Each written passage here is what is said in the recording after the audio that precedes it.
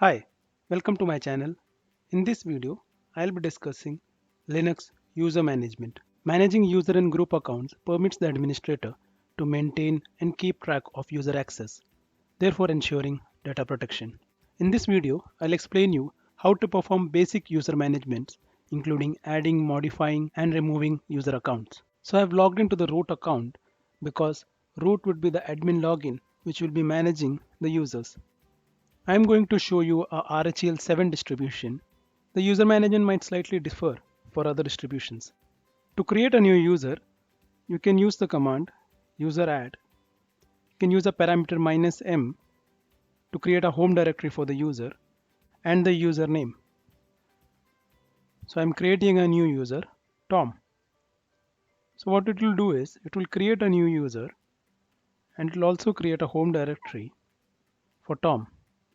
Now if I check the home directory and list all the hidden files, you can see these are some files which are present by default in the home directory. These files are actually copied from the directory etc skill. I can place any file in this directory.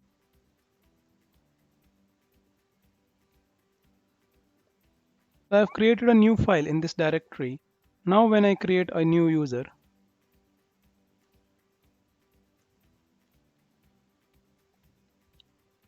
and if I check that folder, you can see there's a new text file also present. Now if I check etc default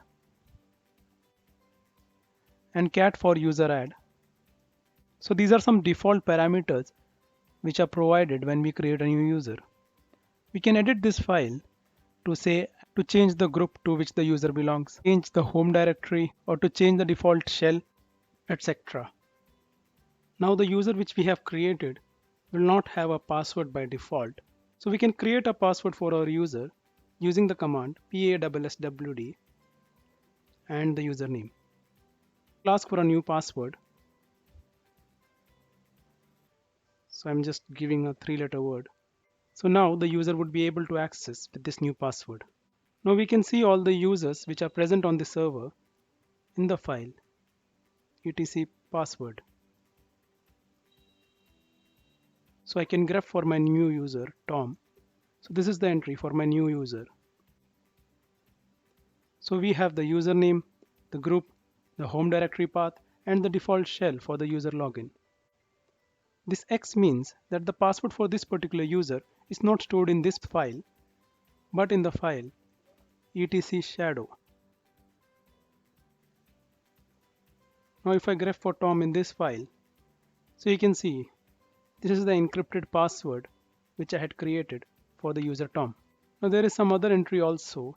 For example, this, which is the time after which the password expires. We can change it by using chh command. chh-m. After 60 days, I want the password to be get expired, and then the username. So now when I check in etc shadow, the value is 60. That means after 60 days, the user will be prompted to change the password. We can modify the attributes of a user using the command usermod. So for example, if I want to change the default shell for a user, I want to change it to C shell for the user Tom, I can use this command. Now when I check etc password file and grep for Tom, you can see the default shell has changed to C shell. Instead of cat and grepping for a particular user in the etc password command, you can use the command getEnt password and the username. So as I told you, each user which we create in Linux will be part of a particular group. So for example, if I log in to the user Tom and run the command id, I can know its user id and the group id or the group to which it belongs. So you can check the etc group file for all the groups present in your server. You can create a new group by using group add and the group name. Say I want a new group named sales. Now if I tail the etc group file, you can see a new group named sale with a group ID of 1004 is created.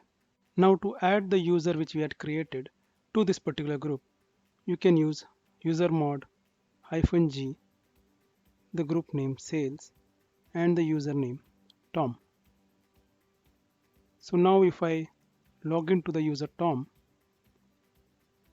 and check ID, you can see Tom is now part of the sales group. To add a user to the group, you can also use gpassword command. So you can use gpassword -a username and the group. To remove a particular user from your group, you can use gpassword -d, the username and the group name. If you want to modify anything in your group, you can use group mod. So for example, if I want to change the name of my group to a new name, say execute, from the old name sales, I can use this command. Now you can delete the user which you have created using the command userdel. You can use with a -r parameter to delete the home directory along with the user details. So I can delete my user Tom by running this. Similarly, to delete the group, I can use groupdel and the group name. So these were some basics for a Linux administrator who will be managing the users in a Linux system. Hope the video was helpful to you. Thank you for watching my video.